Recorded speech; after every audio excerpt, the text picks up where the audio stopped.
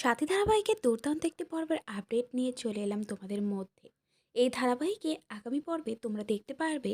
দেখতে দেখতে সাথী ধারাবাহিকে ৮ মাস হয়ে গেল। ওমের বাবা ওমকে বলতে থাকে, ওম, আজকে তো ছুটির দিন, আজকে এই অপরাধ অপরাধী এসব না করে আমাদের সঙ্গে একটু গল্প গুজব কর না। যা শুনে ওম বলতে থাকে, সরি বাবা, আসলে পেশায় আমি উকিল, তো তাই এসব নিয়েই পড়ে থাকি। তবে বাবা, আমি কিন্তু জানিয়ে দিচ্ছি, আমি যদি একবার এই অপরাধীদের বিরুদ্ধে প্রমাণ খুঁজে পাই, তাহলে কিন্তু আমি সেই অপরাধীদের হিড়হিড় করে টানতে টানতে কোর্টে নিয়ে যাব, আর এটাও দেখব সে যেন কঠিন থেকে কঠিন শাস্তি পায়।